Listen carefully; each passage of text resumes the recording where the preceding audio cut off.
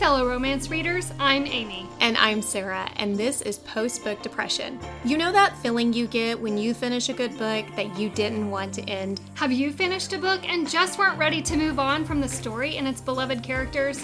You find yourself needing just a little more? This multi-trope romance podcast gives you the opportunity to dig deeper with us into books we love as we discuss all the reasons we can't move on. Feeling chatty? You can continue the conversation with us on Instagram at Post-Book Depression Podcast or on Facebook in our Post-Book Depression discussion group. We would be so grateful if you would subscribe to our podcast and take a moment to leave a review. Are you ready? Let's discuss. Hi everyone, welcome to the show. I'm Amy. And I'm Sarah, and today we're going to be discussing Loving a Vampire is Total Chaos by Ora Hayes.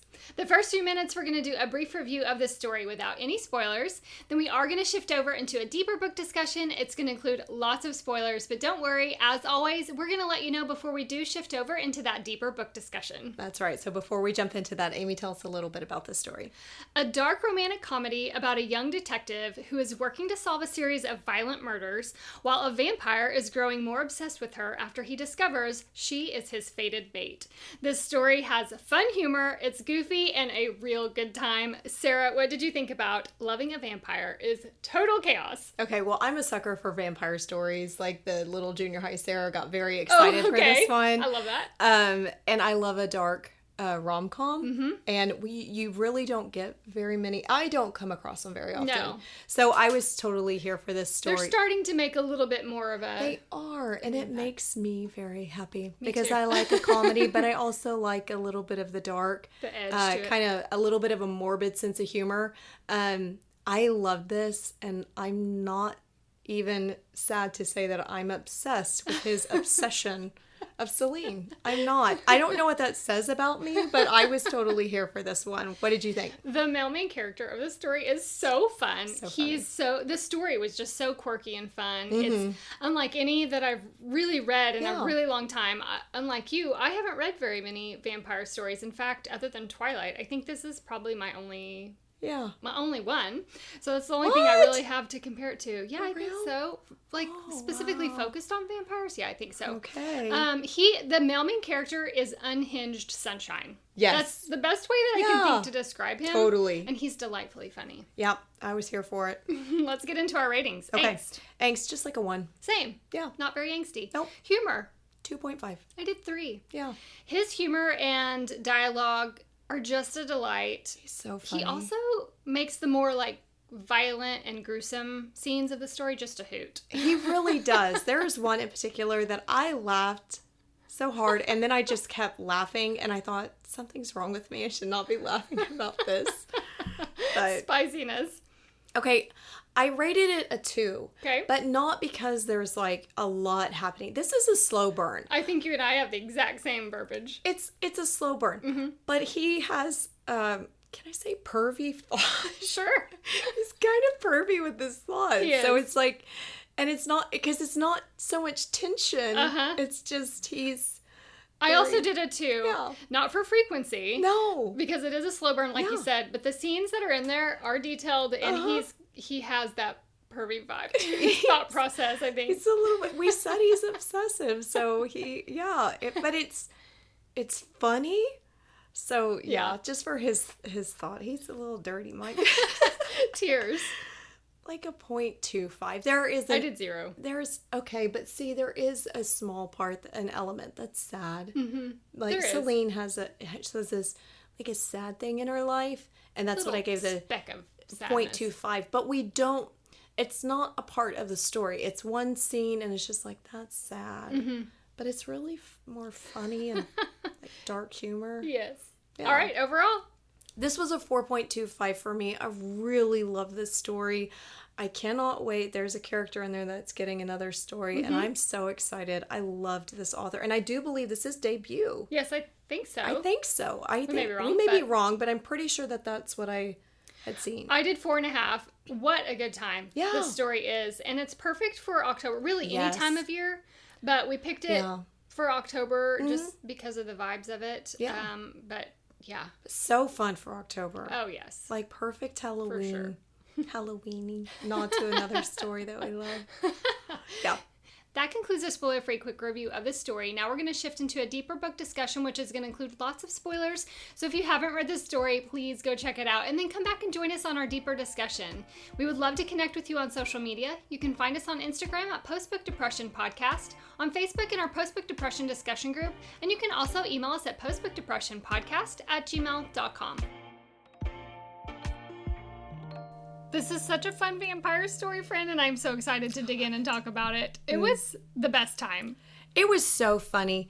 You and I, people probably don't realize this, but Amy and I, we like dark rom-coms. Yes, we do. We don't get them very often. We've only had a handful that we have really fell in love with. Two of my favorite genres, romantic suspense and, suspense, thriller, and romance. You mix them together. I know. Chef's kiss. It's a good time. When you get the dark murder stuff thrown in with some comedy, I'm here for it. I don't know what that says about us. Murder's not funny.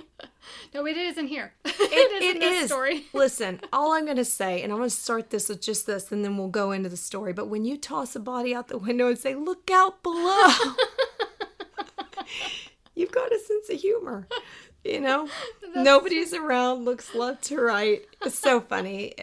Just read it. You have to be in the scene with it. My favorite part, well, let's just kick it off with Zav being a vampire and killing bad guys. Yes. And I can say this, in one of the scenes where he's killing one of the bad guys, he's just very cavalier playing Sudoku, and I thought that was a 9. It wasn't a 9. It was so funny. Oh, it was a good time. It was such a good time. Let's talk about the fact that he is a vampire, and he does kill bad guys. He kills bad guys. This opening scene is a doozy. You know, it's a little grotesque. It's a lot grotesque. It's a lot grotesque. I have to say, the first few chapters, I thought, is this too gory for an episode? Because, we're always trying to be mindful of the audience. We don't want to repulse anybody. I mean, but at the same time, don't yuck our yum. And this is one of those that sometimes you just got to read a story that's a little gory. I didn't know how gory it was going to get. Thankfully, it doesn't. You only just have those first few chapters that it's super gross. I don't know what this says about me. I've said that so many times in this episode, but I don't have a problem when a character is taking out bad guys. No, me neither. And that's where the dark rom-com that you and I'm thinking of one in particular, exactly, that's what they do. Yes. Like, they take out the serial killers and they take out the bad guys. I mean, I know that we have a law and justice and all that, but if a vampire wants to go around killing bad guys that the cops can't get off the street, who am I to say? Who am I to judge? It's like, what's right and wrong? I'm like, you do you, boo. I don't care. This first scene, he's displaying them in such a way. He has this signature with the smiley face and the blood with his little... Does he put fangs on it? I don't remember. If he does put fangs on it. I love that through the whole thing, he just doesn't want to get dirty. And he's so proud. He slaughters 10 guys. Yeah. Dismembers. Can I say dismembered? It's a little grotesque. I think so. But he dismembers these people. Mm-hmm. He does. And he doesn't have a speck of blood on him. And he's so proud. He's very proud of the fact that he's been able to pull these murders off. One, he's killing bad guys. He's doing the cops a favor. Absolutely. And he is very proud of the fact that he is getting the bad guys that the cops cannot get. They have not been able to track these down, so he is doing a service. Right. In Chicago. Yes, so in this city. Somebody was like, listen, I know we need to get bad guys off the street in Chicago. Vampire. So enter Celine. She's a detective, and she's arriving on this scene, and he's on his way out. He's trying not to get caught. He hears the sirens, all that stuff. But he gets a whiff. He gets eyes on Celine, and instantly he has a connection with her. Yes, he does. And so he kind of hangs back in the shadows and watches her. Let's talk about how she's a new detective. Yeah. She's a rookie. She comes on the scene, and her superior tells her, I don't want to tell you that it's like this all the time, but it is. Yeah. It is, because it's been happening around the city very frequently, and we've been seeing this. So even though I'd like to say that, it's happening. Yeah. So she's very green. She's learning. She doesn't really know if she wants to be a detective. We'll talk a little bit more about that later. But so Zab has this instant connection to her, and he's drawn, and he decides, oh, I'm going to keep tabs on. She's my new obsession. On this. Yes, she is my new obsession, and I'm going to keep tabs on her. Mm-hmm. So Celine, as I mentioned, she's a detective, and one of her coworkers, Ava, who's kind of like is she like an administrative assistant? She's type? in an administration. She's not another detective or cop. She just works in the office. She's also Celine's best friend. Yes. And they start getting wind. Well, they go to this coffee shop and they overhear someone saying that there's a new club in town called Vex, and Ava's trying to get Celine to go out and have a good time, and so they get wind of the fact that there's some trouble. The coffee shop owner is the one that tells her that. Yes, like, that's hey, right. You should check Laura, it some... Lana, I don't remember her name, but yes. She is the one that says you should come check out Vex, and there was, some discoveries about some suspicious things happening, girls missing, things like that. Which is what actually persuades Celine to go out. Yeah. Ava's like, how are you going to meet a man? She's like, yeah, I know, but I just want to go home. And she's like, fine, I'll Be go. with my cat. Yeah, I know, that hates her. Yeah, that's really kind of her, okay, I'll go. But I'm going to work. We're going to go and scope things out. I love that Ava will not allow her to go in her normal attire of like too. Black pants. And this is so funny because Celine's whole vibe and wardrobe is very much my spirit animal. I thought And of you Ava also. is so Amy. Like, she is bright and colorful, and like you can't really tell from like our little, spoiler-free intros, but I'm like all black. Amy has brought out the color in me. I try hard. It has been a whole thing. She can testify to that. And so I just see this You and I vibe. hanging out in Vex Club. Yeah, just being like, so like, you're like, let's put on a cute outfit. Uh-huh. And I'm like, I'm gonna rock my leather jacket. But I love that she makes her get dressed up and stuff and go out. And this is the scene where Zab comes up behind her and dances. know. He doesn't let her Woo! see him. And this There's is a some nice of little this sensual, spicy. little sensual moment between them. And Yes. she never sees his face. And we don't know this. Well, we do, but she doesn't. He's a vampire and speeds away. I that know. Speed. So she just kind of feels a draft and she turns around and he's gone. I love that he keeps creeping on her. Oh, I know. It's so... this whole book, all of his behavior... Major red flags in real life. Oh, yeah, for sure. Amy and I are like, oh, stalker. Yum. We're like, oh, okay, that's nightmares. But when it's a vampire, totally different. Because he only kills bad guys. So, yeah, they do that one visit, and then they don't really find much happening. Although Ava does go to the bathroom and hears some talk about blood deliveries, but she mentions it in passing, and then they go on. Well, and Celine does get caught by that bouncer guy. Yeah, she tries to goes sneak down back. a door, she plays like she's super drunk, and Yes. no, and but the guy kind of like keeps tabs on her, so it's just kind of like it's kind of a failed attempt at maybe something isn't going on here. Yeah. I want to move over to the one portion of the story that's a little bit sad. It is sad, but it doesn't dominate the story, and that's the fact that Celine's dad has dementia. Her mother could not cope with that when he was diagnosed and just up and left. Yeah. Her and her father's in a home, an assisted living. Yes. And so she doesn't have the strength really to go more often than once a month. She just emotionally can't handle it. Because he doesn't remember her most of the time. It's very taxing on her just emotionally to be able to process that. I mentioned the cat is actually her dad's cat that Midnight that he has asked her to take care of. She tried to get him to keep the cat there to keep him company, but he thought it would be better with her. Right. So with her mother leaving, this does kind of encompass some feelings of abandonment in Celine. Let's just talk briefly about this portion of the story. Her dad is also the reason why she is a detective. Yes. Because he was at the same precinct as her. Mm-hmm. She kind of feels this obligation to kind of share that same passion for being a detective, and even though she doesn't really have the passion for it. She really doesn't. But she feels closer to her dad by doing this job. Mm-hmm. It is heartbreaking. There is one scene that's really sad. She shows up and her dad's having a good day. Mm-hmm. And then he loses that while she's there. And it's very emotional. If you've ever been around anybody or been a part of that, if that's in your family, you can understand the pain. So that was the part that made me sad for her to kind of go through that. But they kind of leave it at that. But she definitely has these feelings of abandonment towards her mom. And then a little bit like, not that her dad abandoned her, but that she feels alone because he doesn't remember her. Yeah.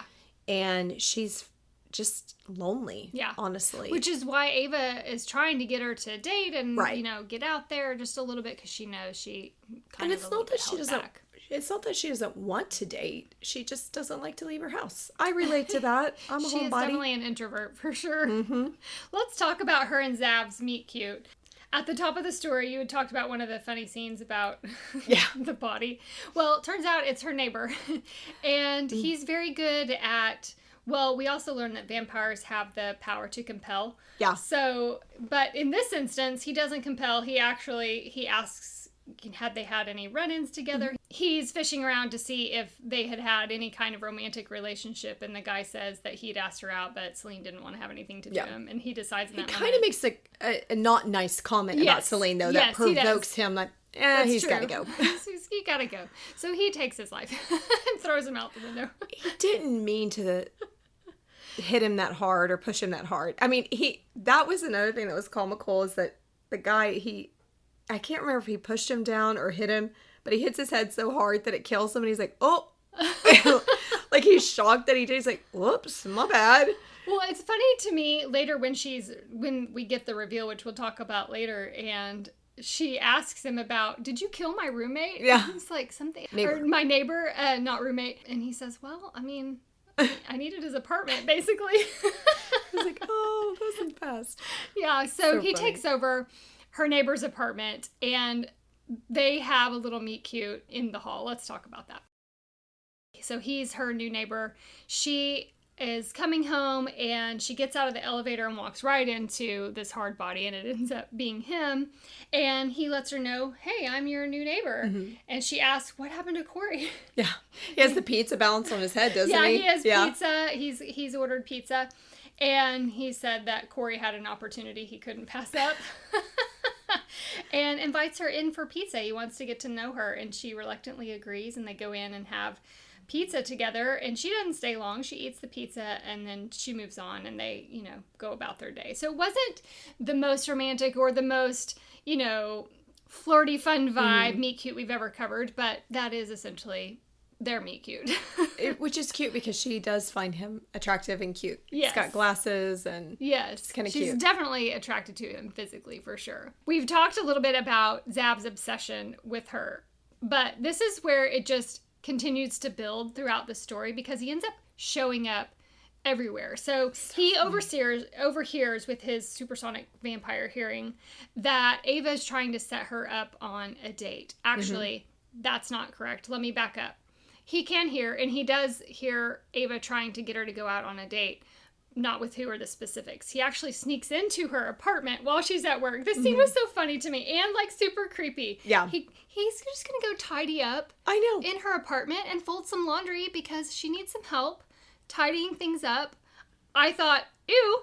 I thought she's going to know and you're going to creep her out, you crazy guy. What are you doing? Yes. So those were the kinds of things that you had to kind of suspend belief a little bit on for this story. But he has this connection with her cat.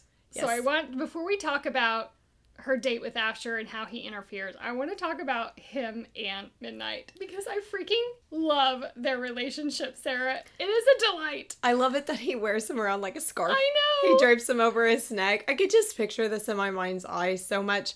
And I love that the cat loves him. It's his best friend. And they talk like they're he talks to him like it's his buddy. His inner dialogue or his talking to Midnight was some of my favorite just dialogue of this whole book. I love it. It's so witty and funny. When he references Selena's your mom. Yes. It's so funny. Oh, it's just So he makes a connection with Midnight, which I freaking love. And while he's in there tidying up her apartment, he sees her calendar on the wall. And this is where he finds the specific of her date with Asher. And he's already decided that's not gonna she's happen. my mate. So no, she will not be going on a date with someone else. He's going to interfere. You just know it. And he just starts randomly showing up in all these places that she's going. And when she shows up on this double date with Asher and Ava's boyfriend, he's there at the bowling alley giving them their shoes and checking, like, he works there. And she's like, what are you doing here? Oh, I do odd jobs here and there. I love it that he hands her exact size before she even finishes saying it. And then he's so like going and watching. He knows everything about her. Oh my gosh.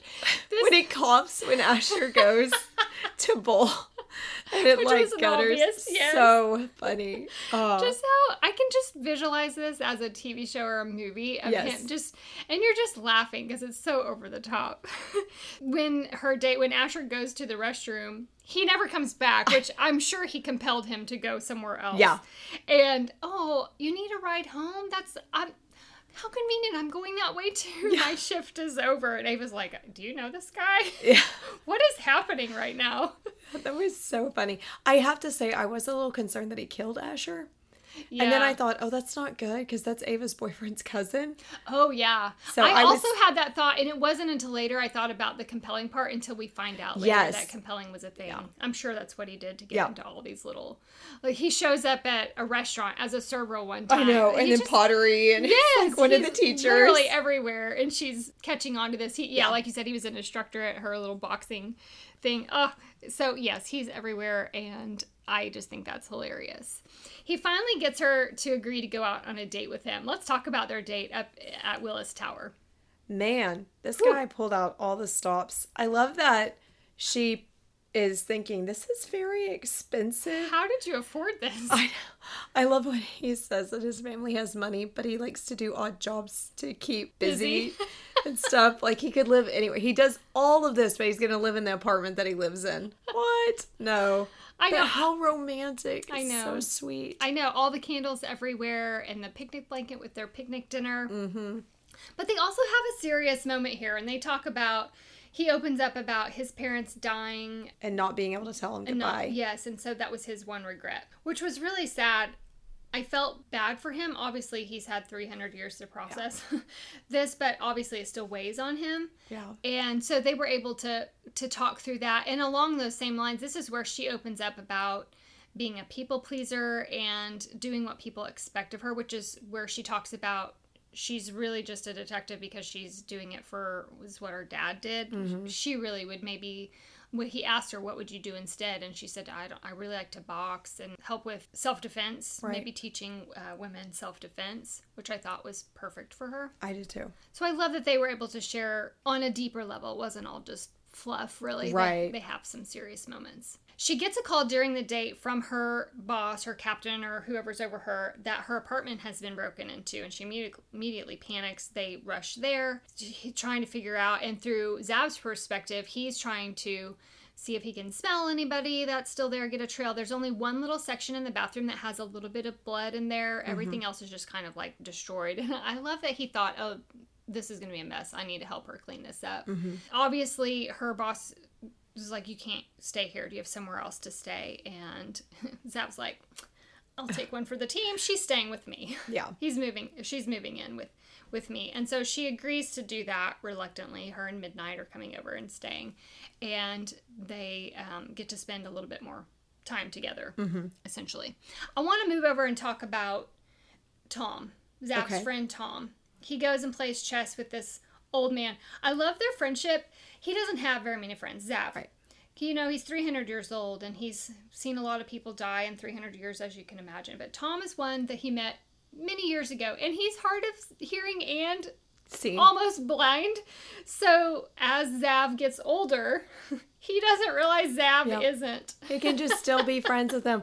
The commentary between these two is so...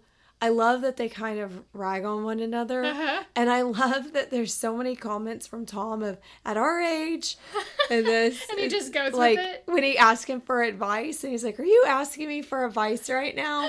Like, what are you doing? You know, it's Well, so also when he funny. brings Celine to meet Tom, and Tom, Shakes her hand and how asks old are you? her hands, like, how do you keep your hands so Yeah. soft and smooth at our age? She's like, moisturizer.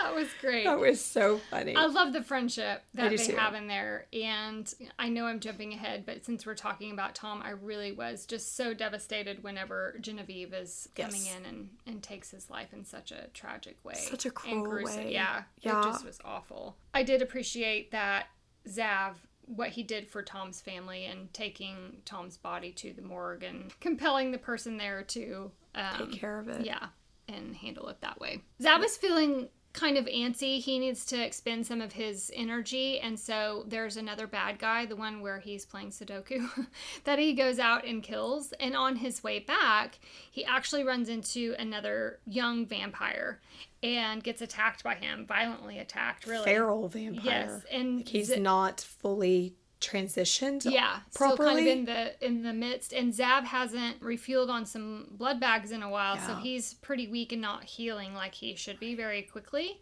So he barely makes it into the apartment, and of course he's all bloodied and gory, and Celine's freaking out. Yeah. He's on death's door. What is happening? And he tells her, I need blood right now. There's some in my safe. Can you imagine if someone that you're dating romantically is like, excuse me, give me a couple blood bags for me. No, to I suck down." love that she's I don't know how to do a transfusion. I know. He's like, just unscrew the like- top. She's like, what? Yeah, so he drinks the 2 bags and he said, I need more. You need to go To the coffee shop and get it from the owner there. And she questions him, but he's like, I need him right now. Go quickly. So she does. And when she's there, she has a conversation. I'm drawing a blank on her name. I thought it was Luna. You guys are probably screaming the name at us right now because you remember it and we don't. She asks what's going on, and Luna tells her, it's not my story to share. You're going to have to get that information from Zap. So she rushes back with her cooler full of Yeah. blood bags. I love his thought process that he's like, oh, Luna's really concerned about me because she sent his favorite. Was that O positive or something like that? Oh, yeah, that was so funny. That was so funny. It's like, oh, geez. Oh, I need a minute to laugh about that. So this is the moment where there's this big reveal because obviously he's outed. Yeah. He just drank a whole bunch of blood in front of her. She's freaking out a little bit. And this is where he reveals that he's a vampire. And she came to terms with that very quickly. A lot quicker than I would have. She seemed more freaked out about him drinking blood than the fact that he was a vampire. Right? Yeah. Mm-hmm. I agree. He realizes that this moment is a lot, so it's probably not the best time for him to tell her that they're fated mates. Yeah. Probably not a good time. Although he does eventually, you know, they start making out and all this stuff, and when she finds out he's a vampire, she wants him to bite him, and so he's like, okay, I gotta tell you, like, there's more to it than that. And eventually he does tell her that they're mates, and she freaks out a little bit, thinking that she has no control with her actions or her thoughts or things like that. And he said, no, you completely have free will here. You have choice. If you don't want to do that, you can walk away. It will crush me, but yes, you can walk away and you do have a choice. After he's revealed all these things to her, she gets called to the murder scene of the Sudoku guy. Yeah.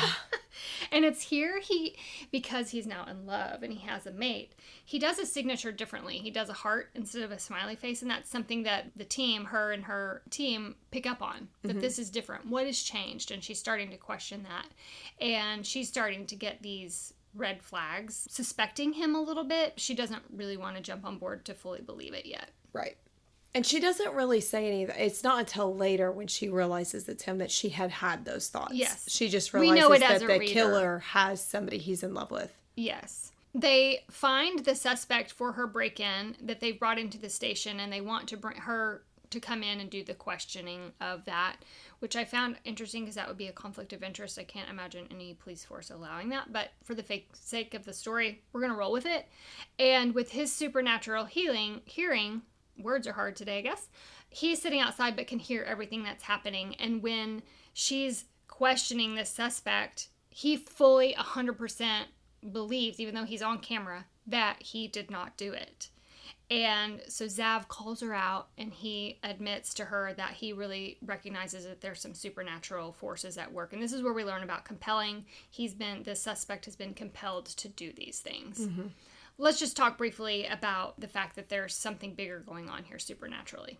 Well, it's kind of been alluded to throughout the whole story because he keeps referencing the weather. When there's a lot more storms and stuff, that means that there's something, vampires, werewolves, something in the vicinity. They're meeting, they're congregating, something's going on. Mm-hmm. So that has been mentioned several times throughout.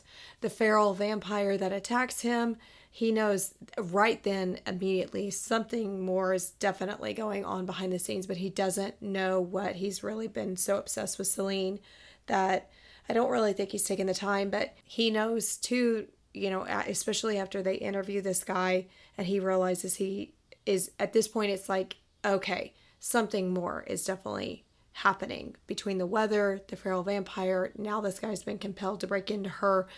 And he also knows that it has something to do with her. Mm-hmm. But he doesn't know why. Yeah. We'll come back to the why on that. Right. It's after, well, I'm going back to her apartment and the fated mates because he doesn't want to sleep with her until she knows the full encompassing part of her involvement, basically, and her acceptance of that. So he doesn't want to sleep with her until she knows about the fated mates. And this is when they have the conversation. He opens up to her and they finally sleep together for the first time, and he spends the night over there. The next morning they wake up and he's making her pancakes. Without thinking, he makes that signature smiley face, and when he hands it to her, she kind of gets hit in the face with, oh my gosh, this realization. He's the person I've been hunting for all these brutal murders. Which, side note, I was so delighted by his parking space sign and the fact that he was trying to keep it from her. Yeah. Violators will be eaten, with his little smiley face with fangs. That scene was delightful. I love that. Sorry, that was a side note from I love when he hands her the pancakes and she comments on it. And he's like, yeah, because I'm a vampire. You know?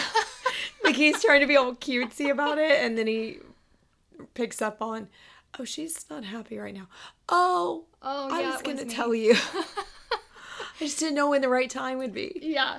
So she decides she needs some time to process this information. She's fine with him being a vampire. She's fine with him being her mate. But the fact that he's murdered, I killed people. Yeah, but I didn't think about it. Yeah. So she needs time to process and says, do not follow me. Yes. I thought he's still going to follow you because he's so obsessed. Yeah. But he was a little bit too slow. Anyway, she gets out and gets ambushed by some vampires. That was a scary scene. Yes, it was. She gets taken, and he is very panicked because he can't smell or scent anymore. Well, I love that she fought back because he gave her this really gorgeous blade, and he finds that. Because he follows her scent to that, but then he finds that blade and realizes that she defended herself and that there's vampire blood on it. But he's devastated because he can't get a scent on the vampires. He can't get a scent on her. He has no idea where she is, nowhere to start. And we know that she gets taken down below. We don't know where at this point, but down into a cell. There's another person in a cell next to her, which we'll talk about here in a little bit. But up in the real world, a week has passed, and he's stressing, and finally Ava gets involved. Yeah. Ava comes over. Where's my best friend? I know she's not sick. He's been calling in sick for her. I love her threats. Oh, she's their relationship together. Oh, let's just talk about them. This is where she comes in, all in her pink, her little like tutu like pink outfit. I just picture this cute little like, it's kind of like Ariana Grande in the movie Wicked with her pink little outfit. Like, just, where is she? Give her to me. What did you do? Did you kill her? I'm calling the cops right now if you don't tell me what's going on. She's so dramatic and so feisty. And I love them together. Even if they're like when he joined in on their girls' night with the face mask and all that, and he can't wait till the next girls' night. Calls him Zabby, I think. So funny. I love how he finally just tells her what he is. Oh, yeah. And what's going on. And she's like, okay, so what are we going to do? And he was like, what is it with you and Celine? You both are very accepting of this. You know, like, what is going on? And I love, though, that she's just like, well, of course there's stuff out there. Like, who am I to say what's out in the universe kind of thing. Her attitude about it is so comical to me. I know. I can't wait for her story. You talked about her calling him Zabby, which reminds me of all the nicknames he has for Celine. Just the corniest, stupidest ones. Funny. And just going along with them. Oh, they were, we love a good nickname on this show. And so I just had to make just a real quick mention of those. Yes. Super fun. But she vetoes. Oh, yeah. No, don't ever call me that again. I want to back up because before Ava and Zav start working together, he comes into Celine's apartment and Genevieve is in the kitchen. And this is where we kind of get the revelation that Genevieve is the one that had a hand in Celine's disappearance. Now, I'll be honest, friend, and you know this because I had to call you. Yeah. I was at a loss. Well, let me back up because they had gone to the club again, and she had heard something in the bathroom with Genevieve's name being said. Yes. And so now here we are, and Genevieve's in the kitchen. I had to come to you and be like, I don't remember who's Genevieve. Who's Genevieve? I don't remember her. Yeah. Because she was just so minutely She was so minor, but she came to the station. Her friend had disappeared from Vex. Mm-hmm. So there's that Vex again of Celine has always thought something is going on there, but I just don't know what. Yeah. And Genevieve is upset because her friend is missing. She wants to find her. So that's the first mention of Genevieve. Yeah. And then she hears the name Genevieve when she's in the bathroom, and she's thinking Genevieve, so-and-so's friend Genevieve. Mm-hmm. And then that's it. And then we don't hear any more about her until this moment. Which we learn Zav and Genevieve had a relationship many decades ago. Or a while back. They dated, quote unquote, for a couple decades. Yeah. 50-ish years or something. Then he moved on. Well, she didn't. No, she did not. And she is very upset that Celine is in the picture, and she wants her gone. He better choose her, or she's going to wreak havoc, which ultimately she does on Tom. Rest in peace. Yes. And so... R.I.P. as the kids say. Yeah. Fast forward back to Ava and Zab. They're working together, and they decide... It's Ava's idea, actually, to go to Vex. Yeah. She's the one that's like... She has the epiphany. Yes. I cannot believe. Yeah, all these... We're so stupid. And things. Yes. And this is where they connect. But on the side, I want to back up and do this from Celine's perspective. Sure. She's in the little cell below, and she's met this prisoner next to her. His name is Valen. What an interesting character. Love him. Celine had the good idea. I mean, I don't know how good it was on her part, but on his, for him to suck her blood to get energy back. He's very... Yeah, he's a vampire. Yeah, he's a vampire. He's a vampire. And which she suspects and asks him to point out, and he says yes. So he drinks her blood to get some strength back. Well, we later learn when they break out that they've been taking Valen to deplete his blood supply to make him weak. Super vampire. Yeah. Which is crazy. We learn at the end that he's going to get a story. I know. So him and Ava. Yes, I'm super excited to read that story. Yeah, because I want to know. Because at one point, he doesn't have that much strength, and he takes out all these guys when they are finally. Which I love the way they had taken him up to drain his blood, but the way Celine escapes. Oh yeah. Because she throws Genevieve off. Yes, she changes the lock. Get down. She puts something in the lock so the lock can't latch so that she can get out. Whew, that was cool. That was so stressful to me because I didn't realize. I was with Genevieve, oh, you thought you were going to get out? Mm-hmm. And then she's like, well, you played right into my hand. That's what I wanted. One pending thing that I did not get closure on, and it's still bugging me to this day, and I'm sure it will be in Valen's story, is whatever it was that she picked up in his cell that was his and she puts in the pocket. We don't learn what that is, and it bugged me because I really wanted to know what was so important to him that he would have it. We'll have it's to probably going to be in that story. I'm sure it is. So don't forget that if you read that story. So they get out and escape miraculously through the air ducts, and there was a whole thing. There's all these vampires coming in, and as she goes in and realizes she's in the club and finds Ava, she discovers that Zav has gone in to rescue her. Hold on. You're missing one of the biggest things. Okay. He drives the car through the building. Yes. I love that he turns. I could see this lightning speed vampire turning to protect Ava. And yes. It was just it was quicker than finding a parking spot. And then he's going in to save the day. He doesn't know that she and Valen have already saved their own day. But I love that she tricks Ava to go do something, get help kind of thing. And Valen disappears. He stares at Ava for a second, but then disappears in the background. That was kind of interesting. Celine goes back in. What she finds, it's like, man, do not mess with a vampire in love. Yeah. Because the dude annihilated. I love when she finds him that he has Genevieve by the head. Oh, yeah. She's decapitated. Oh, yeah. But it was kind of sad because he's like in his red haze. Oh, or whatever yes, they call it in vampire land. I don't read enough to know. That they just like fury.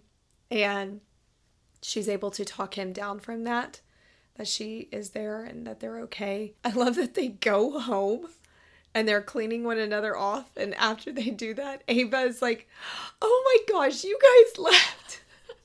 Like she gets to their apartment. That was so good. I love that. It was so funny. This was the best story. It was a really good time. I love this for October so much. It was so good. And they obviously are okay with being mates. That's the thing too. Mm-hmm, yes. They fully mate. Yes. They have to complete drink the each bond. other's blood 5 times. Yes. That was interesting. That was interesting.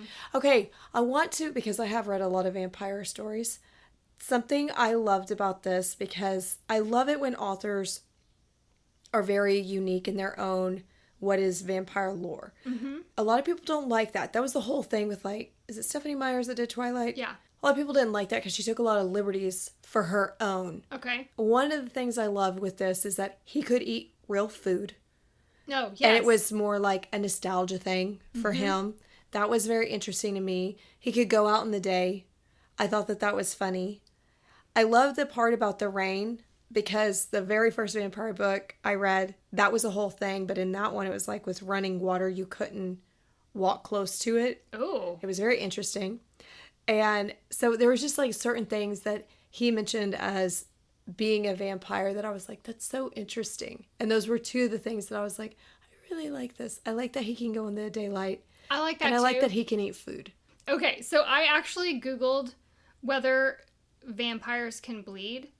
Okay. And I found the response on Google to be delightful. One, it talks about how in many traditional vamp stories, they don't bleed because they're undead and they no longer have circulatory system. However, in other stories, they do bleed, right, especially if they're injured or weakening. But what I found funny was it says, it's important to note that vampires are fictional characters. So there's no real-world scientific basis for whether or not they bleed. The answer ultimately depends on the creative interpretation of the vampire lore. Oh my gosh. You know, people get really up in arms. I took a fantasy lit class in college, and we had a very in-depth discussion about this specific thing. Did you? And people get really upset that, something else is that he can sleep. Not for very yes. long, but he can. Yes. And I have never read in all the stories, and I've read a lot, I have never read a vampire story that they can sleep. Isn't that fascinating? That is fascinating. I love that the author I did think about that. that when he was sleeping. Yeah, and then also the part about the heart. How it's originally there, but then it kind of just... like transformed? Disappears into whatever. Mm-hmm. I thought that was fascinating. Which is interesting because he did explain that's why it's harder to kill older ones. Yes. But then I'm like, ultimately, if they are so old, how do you? Because you have to stab them through the heart. Well, if we're going by Twilight, you rip their heads off. Oh, that's true.